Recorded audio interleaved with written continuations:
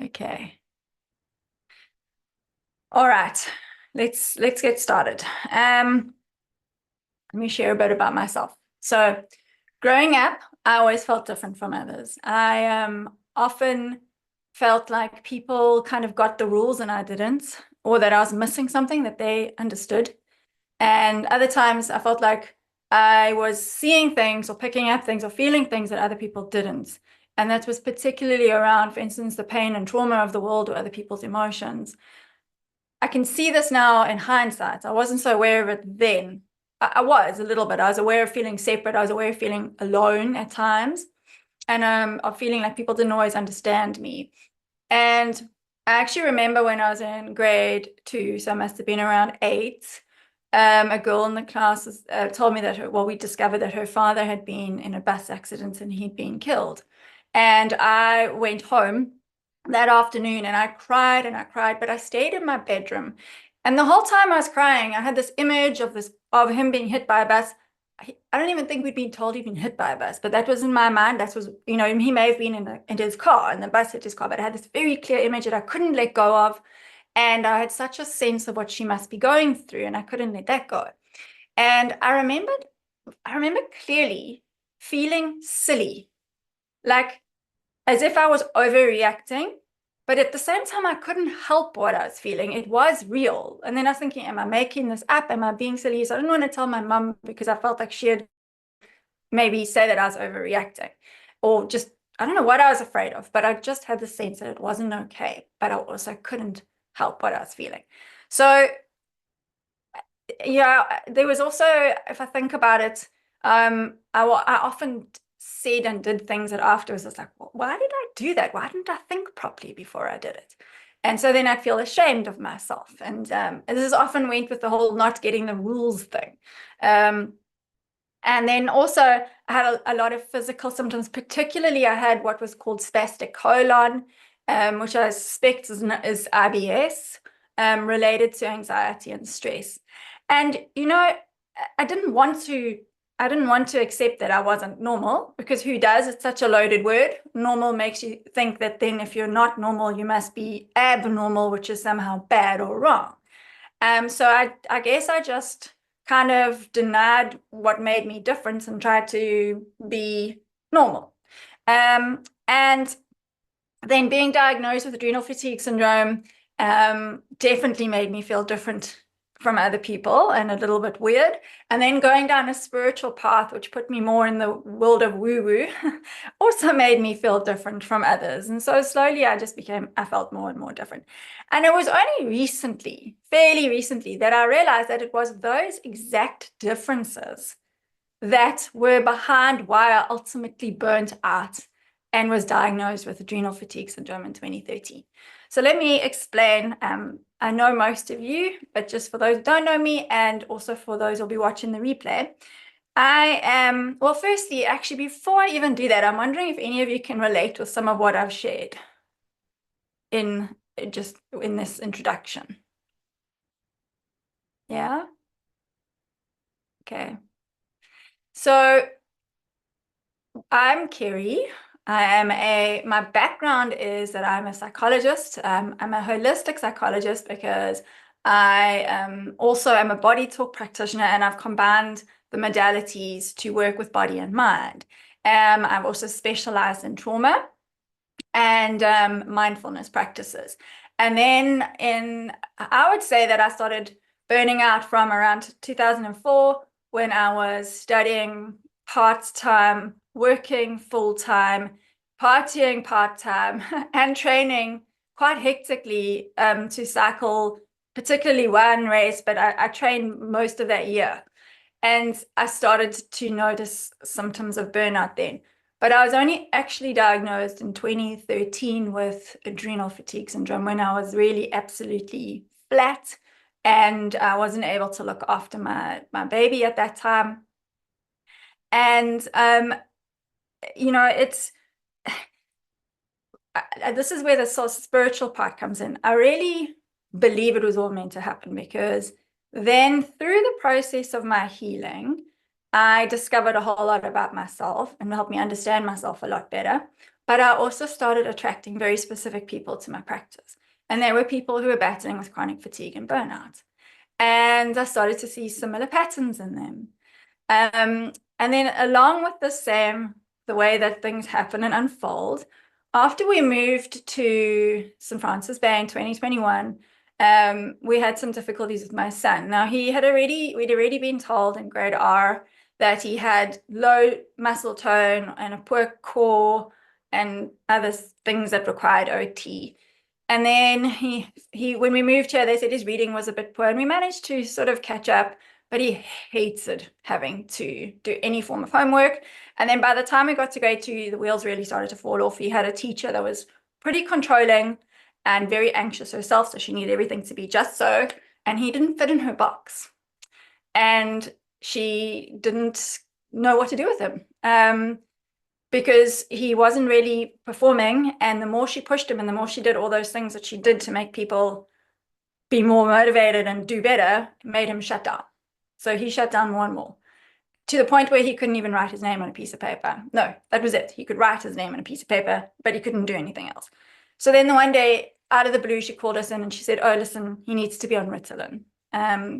So we had him assessed, and he was diagnosed with ADHD. And at that time, I said to the psychiatrist, like, listen, he's a very sensitive boy. He picks up everything around him. He's so tuned with people's energy and emotions, and he's also anxious. How much of this is that sensitivity? And he said, yeah, it could be anxiety. I mean, we could put him on medication. But then to give him his due, he did say, but I do think he's a bit young for medication. I said, no, I don't want someone medication. I'm just trying to tell what of this, like, ADHD is this box, but to me I'm looking at who he is, and I can see why that would make him the way he is, because he is so sensitive, and he has these qualities that make him sometimes battle in normal situations and normal, and in life. And he didn't really get it. His thing was, there's a box. If he falls in the box, give him medication, and that's what's going to work. Okay, so soon after that, well, actually around the same time, my daughter, when she arrived at the new school here in St. Francis Bay, she took one look at all the kids in the classroom and ran outside and hid under a table. And she was 10 at the time.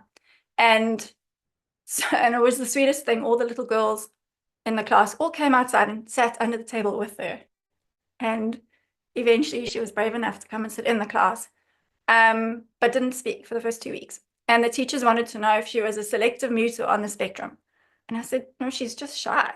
And she's just, also very easily overwhelmed by her environment and very in with people and their energy. And so then I was like, I need to understand all this stuff a little bit better. So I took a deep dive down the rabbit hole of neurodiversity. And of course, started to notice that many of my chronic fatigue and burnout clients fitted the mold for ADHD or for neurodiversity in general. And many of them, in fact, I started to see that, I started to attract ADHD clients battling with burnout and chronic fatigue. And I then thought, I really do need to look into this. The main reason being, I want people to stop feeling like they're broken or there's something wrong with them. Because as you'll hear, it's not about there's something wrong with you. It's about there's something wrong with the system you're trying to fit into. And that just because you can't fit into it doesn't mean that there's something wrong with you. Okay. So it's about learning how to do that in a way that's not going to burn you out. That is what's important. Okay. So I'm going to put some slides up.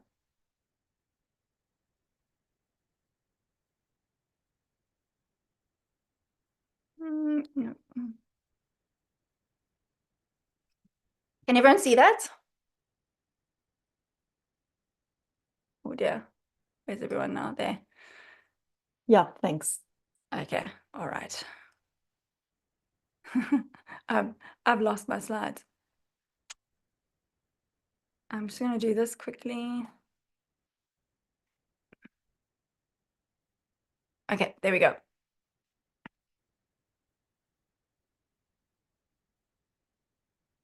No. There we go. So what is neurodivergence? There isn't one specific definition for it, but in 1998, this term was coined by Judy Singer, who was a sociology and honors sociology student and wrote a thesis or a dissertation about it. But it relates to variations in the human brain that affect sociability, or like how we respond and interact with other people, learning and processing, mood, attention, and other mental functions. And so it's how we experience and respond to life based on nervous system variations. Now, I'd say I did a little bit of research. There's between about 15 to 30% of the population are supposedly neurodiverse. And not supposedly, but supposedly 15, let me put it this way, supposedly 15 to 30% of the population is neurodiverse. It's somewhere in between those. Now, what's really important is that these variations of the brain have been labeled in relation to what's called a neurotypical brain. And there's been a tendency to feel then that neurodiversity or neurodivergence is somehow then wrong or pathological. Now, what's really important to understand is that not very long ago in our evolution, people were exceptionally connected, sensitive, connected to the environments, connected to each other, to their feelings, to their bodies. This evolution of the neurotypical brain has served the way that our dominant culture functions, which is like mainly capitalism. Is about productivity and profit. So the brain that functions well in this environment is a brain that can be molded, that can conform, that can sit at a desk from 9 to 5 and perform every single day in the same way, that can sit in an office building with loads of people and loads of noises and can function well. And anyone who can't do that is then there's then seem to be a weakness with that, because we've tied our value and our worth to our capacity to produce, to be productive, and to work. So it's not the differences in the brain that are pathological. It's actually the societal constructs of what normal is and how we've come to view these as normal. So I'm wondering, how well do you feel that you fit into the box that has been created? So examples of neurodiversity include ADHD, autism, Asperger's. So the autistic spectrum includes autism, Asperger's, and a few others. OCD, which is obsessive compulsive disorder, bipolar disorder, dyslexia, learning difficulties, sensory processing disorder. And I'm learning about more every day. Someone was telling, a client mentioned amusia, which is the difficulty to hear or create music, I think. So symptoms of neurodivergence in general include struggling with reading and writing. But now, listen, let me just be clear here. It doesn't mean you're necessarily going to have all of these if you are neurodiverse, because they are so general. Clumsiness, finding it hard to cope with crowds, bright lights, loud sudden noises, or social situations. Difficulty with focusing or keeping still. No smiling or social responsiveness, which can include a difficulty with empathy. Then I've got symptoms of ADHD. So you'll see I'm going to predominantly talk about ADHD just because I feel that's where my knowledge is strongest, and I don't really want to talk too much about that, which I don't yet know enough about. And also because I am seeing a lot of ADHD amongst the women that I see as clients.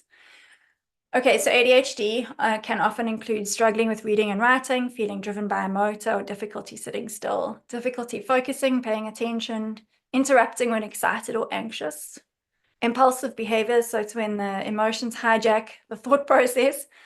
So interruption is also kind of an impulsive thing.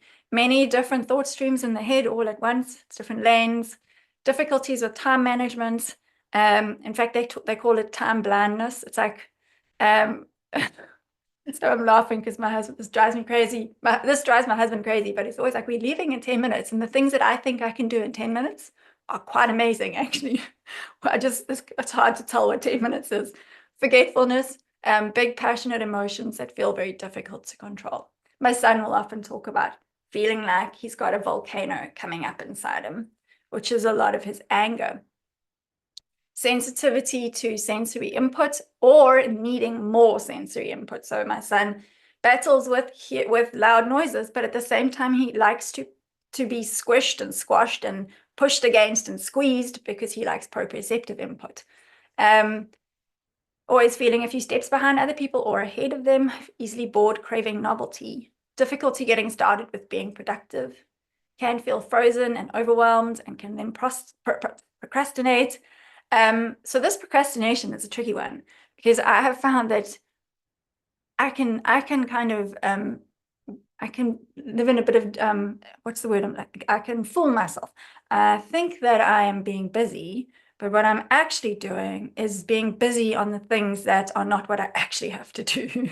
So I will do the things like maybe cleaning the house because I don't. It's all maybe just a bit overwhelming to focus on preparing masterclass, for instance.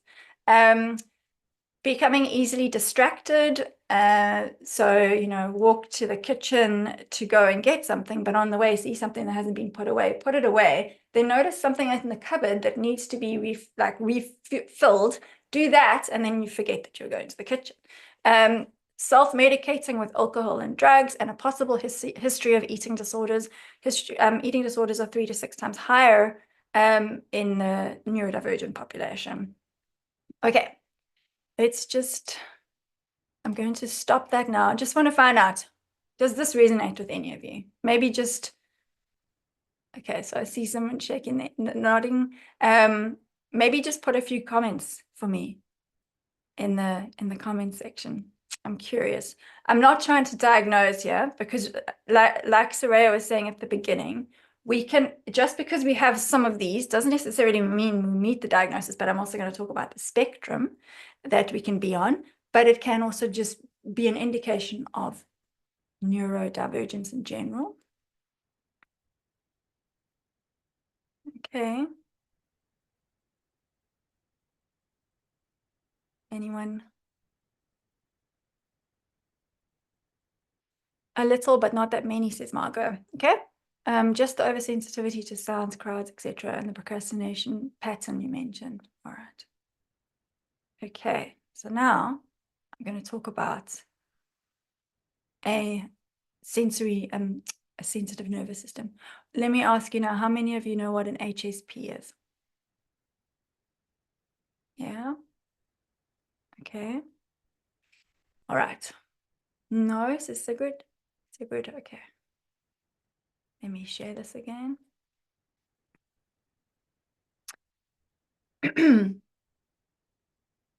Okay. So many of my clients do know already what a HSP is. It's a highly sensitive person. So I do find that a lot of them will come to me and say, I battle with fatigue. I'm pretty sure part of it is because I'm an HSP. Now, this was a term that I came across probably about 4 or 5 years ago, particularly in regards to being an empath. In fact, very many healers, coaches, etc., are HSPs.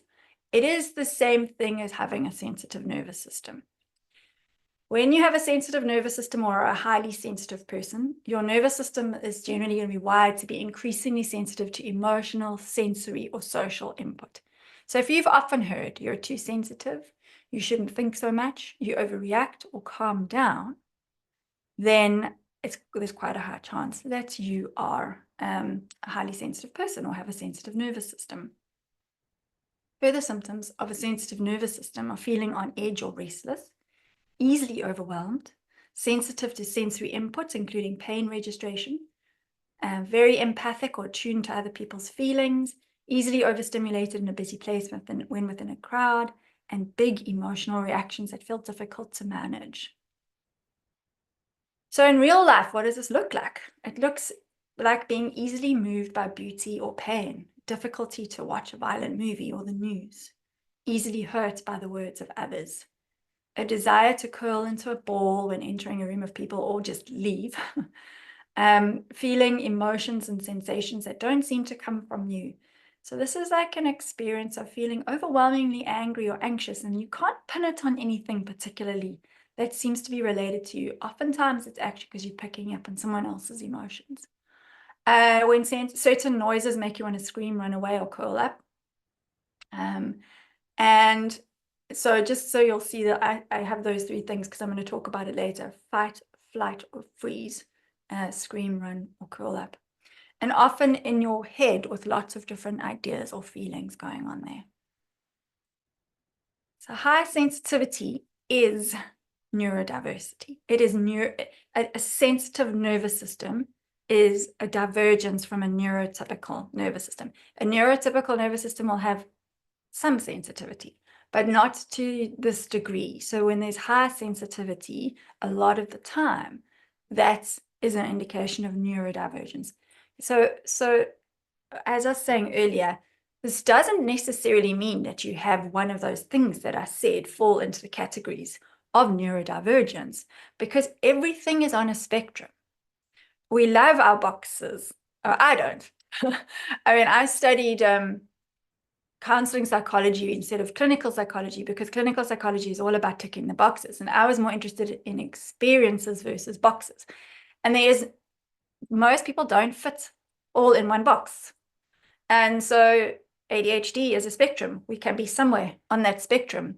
And usually if we are neurodiverse and we have a sensitive nervous system, we'll have aspects of some of those other mental disorders, so-called mental disorders. Well, they are labeled mental disorders. And then, of course, anxiety is very common with neurodiversity and a sensitive nervous system, particularly if it hasn't been recognized and no one has supported you or helped you to manage it.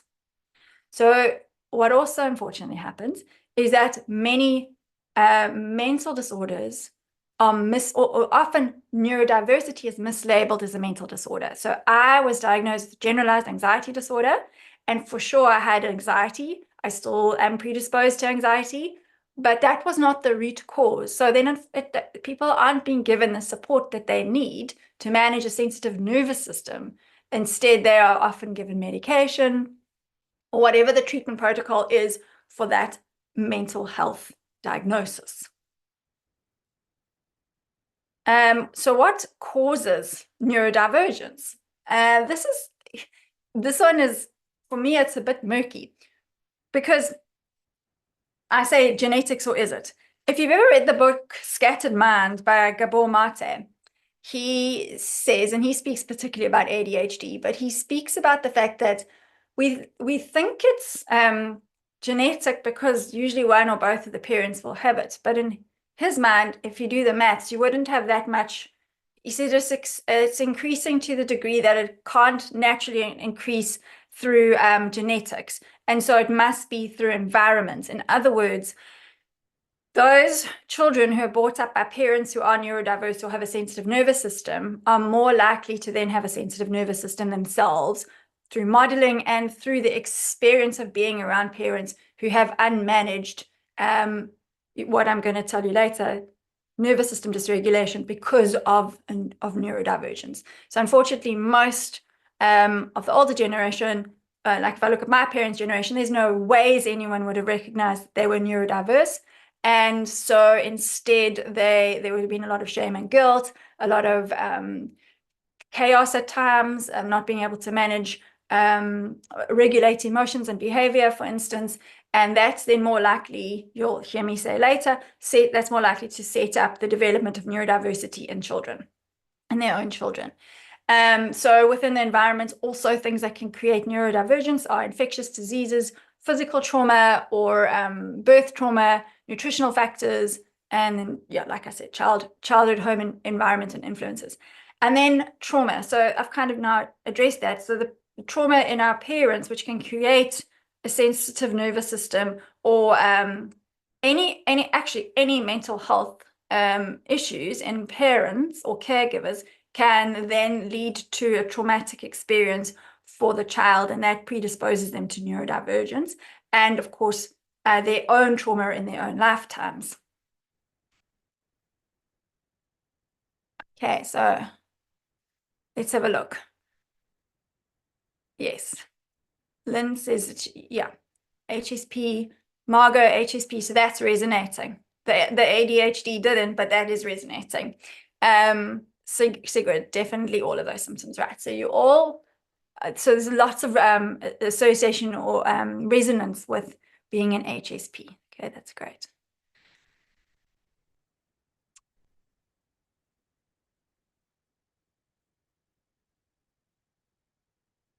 There we go. So now let's look at the role that trauma plays in all of this. I think it's very important here just to define what I mean by trauma. Trauma is any experience that felt threatening to your personal integrity and physical body. This includes attachment trauma. Now, attachment trauma is feeling safely attached to a caregiver.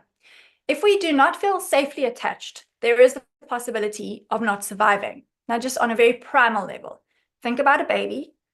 If the mother is not properly attached to a child, there is the possibility of neglect, which can actually lead to, in real life, failure to thrive. But on a psychological level, there's the feeling of possibly not surviving.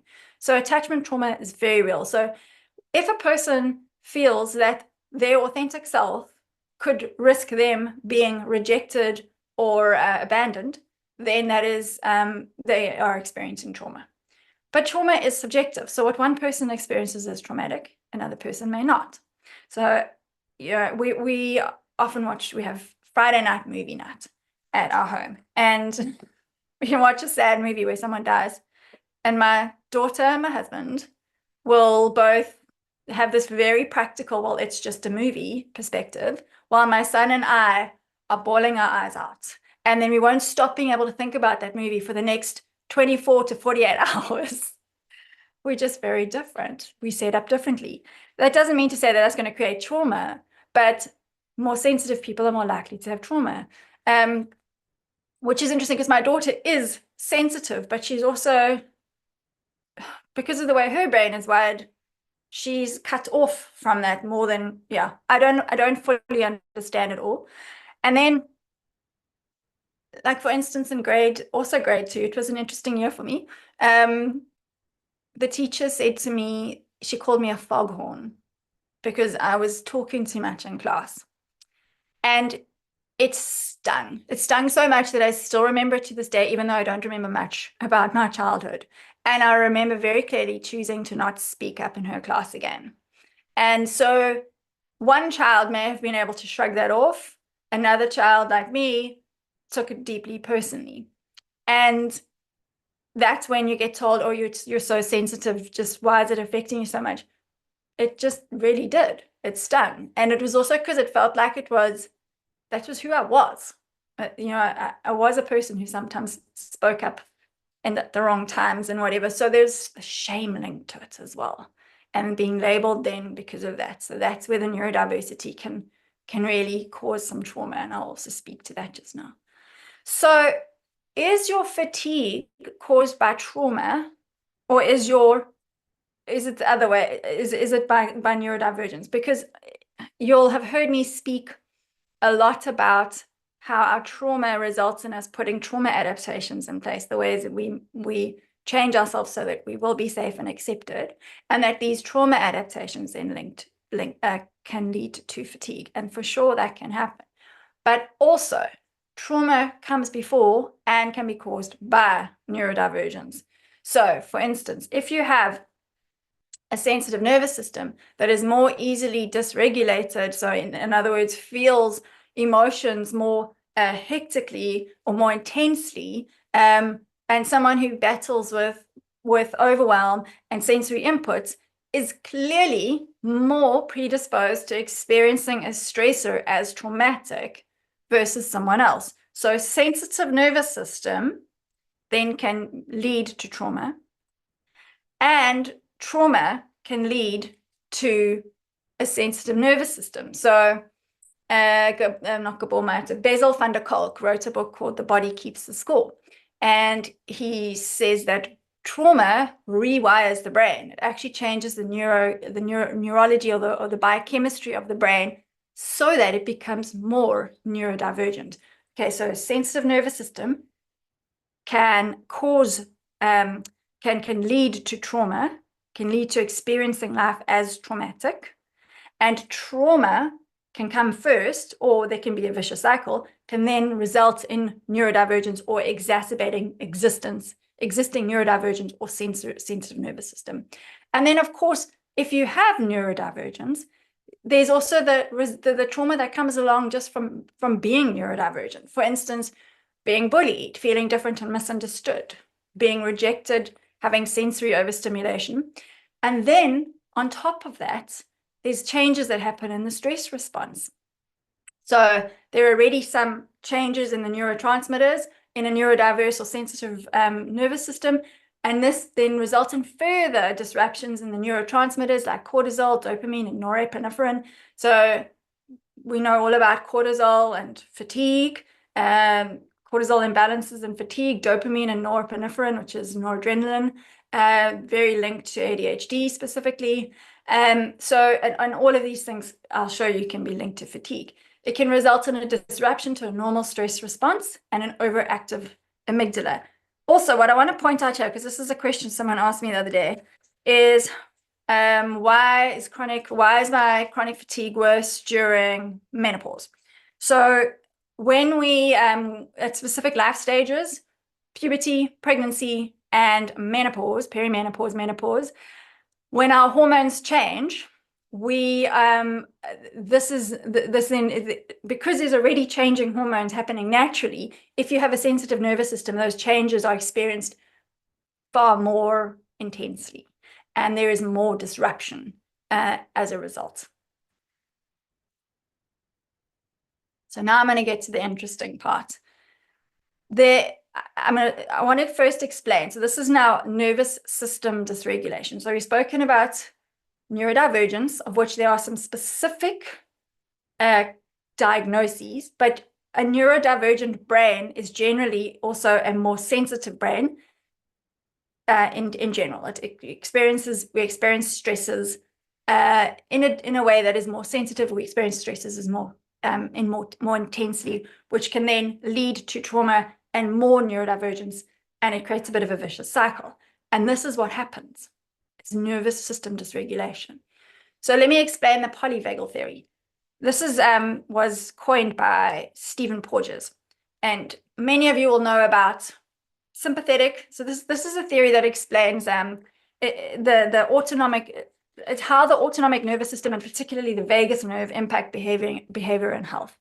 And he says that the sympathetic response is fight flight, which is very adaptive. We need to have the fight flight response to be able to survive. And then the foot goes on the brake a little bit, which takes us back into a parasympathetic state. Firstly, the ventral vagal state. Now, ventral vagal is what many people refer to as rest digest. It is where we feel connected. It's where we can make eye contact, where we can find the right words, communicate easily, and generally feel rested and calm. It is also where our bodies rejuvenate and heal and create more energy. Then the foot can go even further on the brake and go even further into the parasympathetic response, into dorsal vagal response, which is a shutdown or freeze state. This is then exhaustion, fatigue, apathy, lack of motivation. It is not being able to find the right words, not being able to think properly, and generally feeling frozen and stuck. This is also where fawning behavior takes place. This is people pleasing, which is actually an adaptive coping mechanism.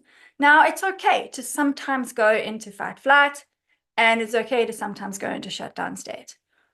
But if we are spending way too much time being hyper aroused in the sympathetic fight flight or hypo-aroused in the dorsal vagal shutdown state, we have got nervous system dysregulation. And we don't come back into that lovely ventral vagal state where we can heal and we can communicate and we can connect. And so you can see there that how a lot of symptoms of neurodivergence can be explained by the different hyperarousal and hypoarousal. And I'm actually just going to quickly share something else with you.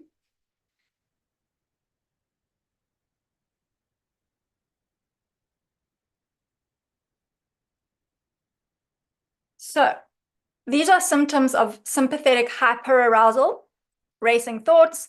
Now I'm going to read the yellow ones because what you're going to see is that these are very similar to neurodivergence. Racing thoughts, impulsive, reactive, short-tempered, easily irritated, intolerant, restless, difficulty sitting still, muscle tension, interrupted sleep, too much energy, so hyperactivity, feeling like a volcano about to erupt inside you. Also butterflies in the stomach, tight chest, rigidity, inflexibility. This is like, I need to do it this way. And then if someone says, no, but why don't we rather do this? It's very difficult to change the plan. Unable to focus, which can also be a sign of hyperarousal, a feeling of needing to escape or run. And then these are the behaviors linked to hyperarousal: excessive worrying about possible outcomes and negative consequences, needing to control outcomes, battling to let others take over, excessive planning and organizing, pushing and striving, rescuing and fixing, arguing, lashing out, walking or running away. My nickname for my son is Running Man. I don't call it to his face, but as soon as he can't tolerate something, he runs, to the point that like he'll run out the garden, into the road, up the road. He just runs. Symptoms of dorsal vagal hypoarousal. So yeah, those were behaviors. These are feelings. No, this is the wrong way. It's the other way around.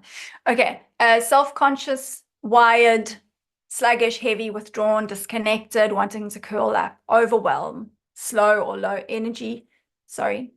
Feelings related to dorsal vagal. So this is the shutdown state. And this is behaviors: unable to concentrate, not able to remember words and names, not able to stay present, unable to focus, rescuing and fixing, unhealthy digestion, not wanting to be touched, easily given up. So what I'm wanting you to see there is the overlap between the symptoms of neurodivergence and sensitive nervous system and nervous system dysregulation. Let me go back to my slides. So the symptoms generally are related to sensory processing, emotional regulation, regulating the self, social differences and difficulties, feeling on edge. Okay, so what is common to neurodivergence, a sensitive nervous system, and even a trauma response is the dysregulated nervous system. Neurodivergence, if we had to manage neurodivergence, if people were conscious of neurodivergence, if we were provided with a space in which our neurodivergent and sensitive nervous systems were accepted and we could honor our nervous systems, we wouldn't have such dysregulated nervous systems. But because most of us are not even aware that we are neurodivergent or have sensitive nervous systems, we end up trying to, I'll show you now, we try and live our lives in a way that results in us becoming more and more dysregulated. And in the dysregulation, it becomes a vicious cycle. So how is this linked to chronic fatigue and burnout? This is a major one. It's really important. It is masking. So you will have heard me speaking about the holding personality, perhaps. This is where we adapt ourselves to fit in. Masking is the term they use particularly for ADHD. It's the same thing. This is the ways in which we try and match our nervous systems to a neurotypical world. Okay. It's the ways that we try and fit in to a neurotypical world by changing ourselves and doing what we think is normal. Women are particularly good at masking. And this is why so few women are diagnosed with ADHD. This is also because their hyperactivity is more in the head. It's more the racing thoughts and the busyness in the head, and not so much overtly being physical, but also because women, it's not acceptable. It's not generally socially acceptable for women to have like passionate emotional expression and loud and angry and busy and physically hyperactive. It's less societally appropriate. It's like this unwritten rule. So women tend to put even more energy and efforts into masking, but it certainly impacts men as well. And regardless of what one's gender orientation is. And that then is exhausting. It's exhausting. So I want to go back to that list I just showed you and show you some of those ways that we do this. So some of these symptoms are also some of the ways that we mask, needing to control outcomes and battling to let others take over. So control, we start to put systems in place. We learn how to do things in a way that no one really gets to understand what's going on inside, because we so control. We control our environment in such a way that we manage what's going on inside, and no one really knows or understands. And then we just think that that's normal. So excessive planning and organizing is part of that. Could be like planning ahead when you need to know who's going to be at a function and what's going to happen so that you can prepare yourself. Pushing and striving and perfectionism. So I don't remember battling at school. But I also worked exceptionally hard.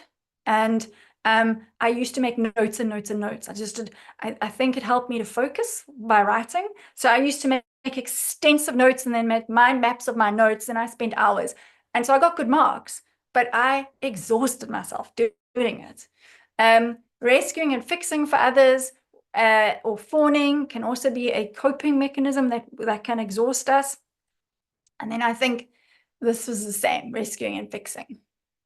Okay. So are you all with me at the moment? Right. Yep, thanks. Perfect. We've got a little bit more to go and then we'll be done. So other ways that that's neurodivergence or unmanaged neurodivergence, unrecognized neurodivergence can then lead to nervous system dysregulation and exhaustion is the overstimulation and anxiety that it causes.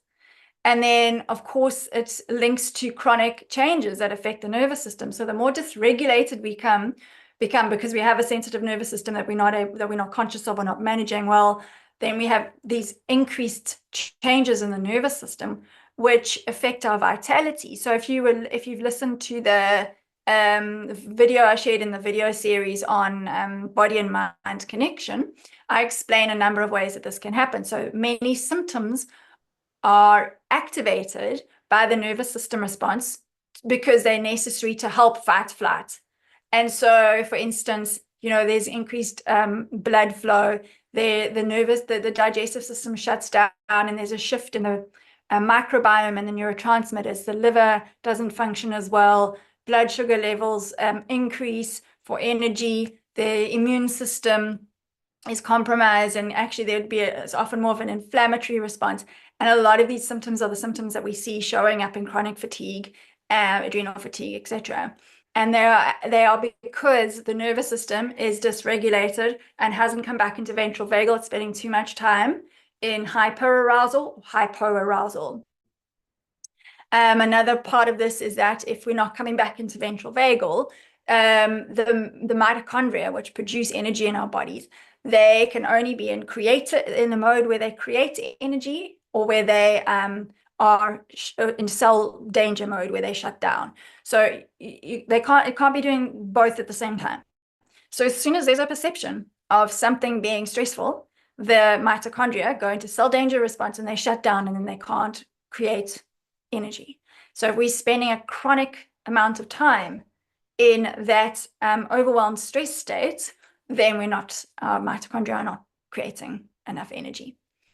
Hyperfocusing is specific to ADHD. It is where we can get very, very focused on something that interests us, and that you need to go to the toilet, you need to eat something, that you're exhausted, but you can't stop.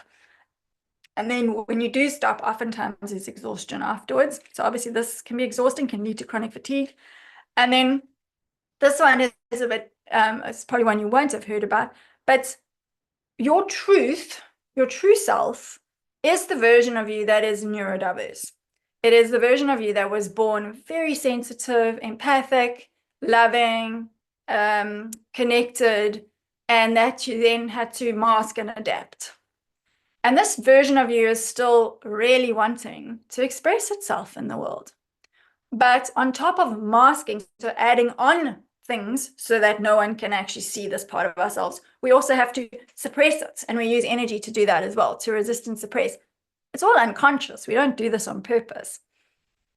So you can see that there are various ways that burnout and chronic fatigue can be related to neurodivergence and a sensitive nervous system.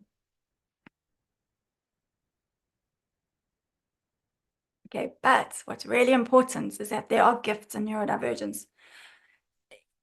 So before I even go, no, I'm going to first read this and then I want to do something for you.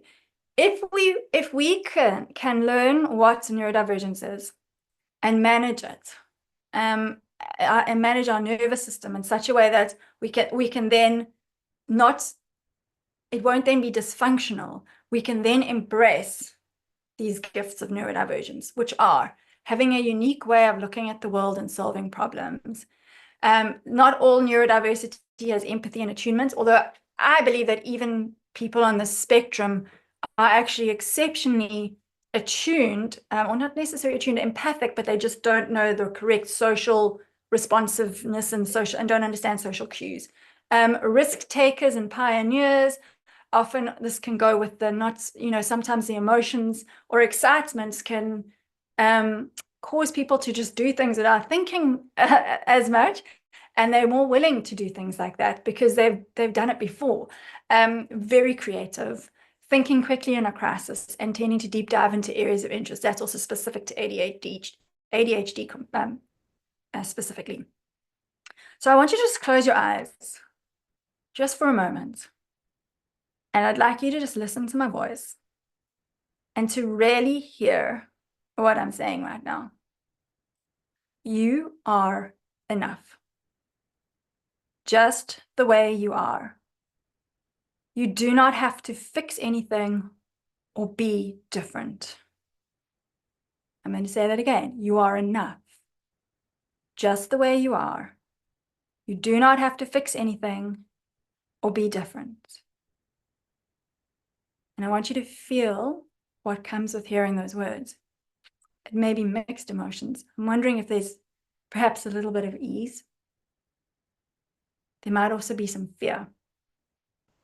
Because when we spent our whole lives trying to fix ourselves and be different so we can fit in, it can be scary to think about stopping doing that. But you know what? It's when we stop trying to fix ourselves and be different that we can free up energy to heal. So where does this take us? Firstly, please change your expectations of yourself. If you have a sensitive nervous system, a neurodiverse nervous system, then understand that they are not wrong or broken, and that you don't have to fit yourself to a neurotypical world. Yes, it is difficult to function in a neurotypical world, but it is possible to honor your nervous system more than what you're doing now. So this is also about changing your perceptions. It's about accepting yourself as you are and releasing the narrative of what is good, what is right, what is valuable. So, when we hear people who are always productive and always successful and able to function on very little sleep and work all the time, it's given so much value in our society. That's not you. You're not meant to be that person. You're not wired that way. And so don't think you need to be that person. The way you are is just fine. And so it's about then learning how to show up and function like that. And that can, and this is difficult because it's such a strong narrative that we have to do it that way, because as soon as I say allowing yourself to let go, people think of it as a weakness maybe, or it can feel scary. But what's interesting is, for instance, pacing. Neurodiverse people can work in bouts a lot of the time. So they can create a whole lot and then have a long period of time where they don't. They're just not able to. And in fact, if you had to look at that, sometimes they create probably even more over a specific time period. So if you put together the time, all they created there and the time that they didn't create anything, and in that time period, look at someone who creates consistently, sometimes the neurodiverse person actually creates even more. But because we focus on the lazy part, or the part or that is often labeled lazy, where we're not producing, we then feel like there's something wrong with us. So it's about learning to let that be okay and to try and find environments in which you are able to function in that way. Here's the other thing, is that if you do let yourself pace yourself, in other words, when you listen to your body and honor your nervous system and work in alignment with what you're able to do when you have energy, without then letting yourself rest when you don't. And here's the secret: letting yourself truly rest, not be busy in your head and judging yourself while you're resting. You will find you actually have more moments of productivity, because the productivity comes with less stress as well. So it's around having flexibility with how you do things, not having to fit into the normal status quo and the normal model of doing things. And obviously we have different degrees to how much that is possible within our personal lives and our work environments. This can involve maybe speaking to employers about creating a system where you only work a 4-day work week, or work some days at home and other days not, as long as you are meeting the criteria. Because like I said, the chances are you actually could create as much in 4 weeks as in 4 days as what someone else does, because you feel better in that amount of time, and then you have a sufficient break so that you can create better again in the next 4 days, as opposed to getting to the weekend absolutely crashing out and barely managing to get back to work on Monday. So I'm just trying to give you examples of what pacing would look like. It's also about balancing masculine and feminine energy. So the distorted masculine energy is a neurotypical brain and neurotypical nervous system. It doesn't have any connection or much connection with feminine. The feminine energy is a neurodiverse system, a nervous system. It is emotions, it is being embodied, it is connection, it is creativity. And what we actually need is a little bit of both. You need a healthy masculine to create a good container, drive, and direction for the feminine. And a big part of how to embrace your gifts without burning out as a neurodiverse person is learning to work with your body. This is learning to feel into and honor what your body is capable of and when. It is about learning to feel into when you are activated and then knowing what to do about that. It is about addressing your trauma that has been unresolved, so that there's less nervous system dysregulation, so that you can embrace your neurodiversity and your sensitive nervous system more so. It is all the gifts of that. And it is about helping so it's about, again, changing perceptions and pacing means that you understand that you need to take more time to allow your nervous system to balance and to rejuvenate versus other people. And it's not a weakness. It is the way you are wired, so that you can shine in the world, so that your gifts can be expressed in the world. And so it's learning how to heal the nervous system through nervous system practices, through breathing, through mindfulness, through grounding, through vagus nerve practices, and regularly bringing these in, as opposed to berating yourself and feeling lazy when you aren't able to function, or like I said, procrastinating and filling it with other forms of doing. It's about allowing it to be okay to not be doing. So what now? So like I've mentioned, there's a spiritual aspect to this, because I think that many people who are neurodiverse have many gifts, and that actually the neurodiversity is those who are neurodiverse actually come with even greater gifts than others. And that maybe doesn't sound so good, but people who are neurodiverse often are massive pioneers and make huge changes in the world. And if we can embrace that as our calling, and many of my clients come to me and they say, I have such a sense of what I can do in the world, and I'm just so exhausted I can't do it. Okay, my son was 8 and he said to me, Mommy, my heart tells me that I'm going to make a big difference in the world. And I believe that more and more and more of our children are going to be born neurodiverse and with these sensitively wired nervous systems. And that is actually what needs to happen is our society needs to become more tolerant of and allowing of a way of living that acknowledges and nurtures the neurodiverse system so that those gifts can be expressed in the world. So I'm going to be creating a video on Wednesday more about spirituality, about the masculine and the feminine, about how chronic fatigue was my awakening, my spiritual awakening, and how it is for many other people. And then next week, Monday, I'm going to do a live call where I will share the exact 5 steps that are part of my fatigue to flow blueprint, which is what came about through working with women with chronic fatigue and burnout, and men, by the way. It's just that I mainly work with women. So this includes addressing how to heal the nervous system. So if you are, just for those who are going to be watching the replay in YouTube, if you go down below in the comments, there's this link which you can sign up to my mailing list. If you click on it, you can sign up to my mailing list. You'll be notified of the links and the videos when they're being released. So there you go. A lot of information. I hope I haven't completely overwhelmed you. Any thoughts or questions on any of this? Kerry, I had a question. Yes. An empath would fall into, I'm assuming, this neurodivergent, highly sensitive person category. It falls into that. Yes, correct. Yes. All right. So, sorry, can I ask, is it, well, not fixable, because I know you're saying we don't need to be fixed, but can it be improved then to improve your everyday energy and living conditions? So in order to fully embrace your gifts as someone who's neurodiverse, you need to try and regulate the nervous system as much as possible.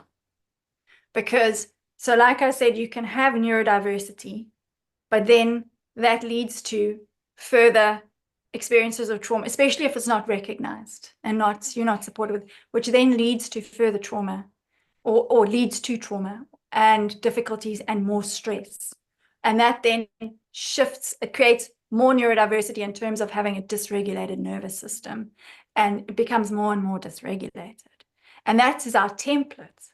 So it's about learning, and this is very important actually, is that our brains actually can change the wiring. We are able to change the wiring of our brains, but we need to learn how to do that. So a big part of what I share in my coaching, something you can look into is like vagus nerve practices or toning the vagus nerve. A lot of it is around when we connect back to the body, just even in connecting with the body and accepting it as it is, that already calms the nervous system. So just that acceptance of self and acceptance of the nervous system it stops that resistance, which is stress. It's stressful. And working with masculine and feminine energy, learning how to. So let me share with you today. So now I meditate and I drop into working with masculine and feminine energy, where I then feel I get clarity, because when I'm in that calm space, my creativity is so much more easy to access, and I get more clarity on how to put it into something. So I've learned how to calm my nervous system to embrace the gifts of my brain. And I've been doing this now for 5 years, and it's becoming easier and easier. So it is fixable in that sense. But you're always going to, I'm still always going to be predisposed to anxiety and to being very sensitive, but now I'm learning to embrace my sensitivity as my gifts. Does that answer your question? Yes, thank you. Yes, it's been really interesting and helpful. Thank you. All right. I think I just want to say quickly, because I've done a lot of work in terms of understanding my nervous system a lot better, and being able to work in calming myself down. And I think understand. Oh, you've muted yourself somehow. Sorry. But I find that for me, in my personal life, I've kind of done really well. I've managed to kind of get it to where I'm comfortable and I feel like I'm working in my space. So using all those skills, using being able to understand myself, being able to understand others, all of that. I find myself that there's a block when it comes to anything from a work perspective. And but I think, as I listen to you, affirm a lot of the things, I just thought to myself, it's because I've had a lot of practice on the personal side and I haven't yet as much on the work side, which makes me at least believe that it's achievable, but I haven't been able to kind of get over that first hump. But remember, in your work, it's safer in a personal context to bring those changes in. And then when you're in a work context and you're that one person who's asking for some flexibility, it's not easy. We don't want to be that one person. We've had too many experiences of people already maybe feeling that we're not up to it or lazy or sensitive, so there's much more masking that happens in our social and work environments than at home in our personal context. Does that make sense? Okay. It does. Thanks for that question. All right. So if there's no other questions, thank you so much, everyone, for joining me. And just watch the space for the video that I'll be releasing on Wednesday and for the live call on Monday. And take care. All right. Bye. Thanks, Kerry.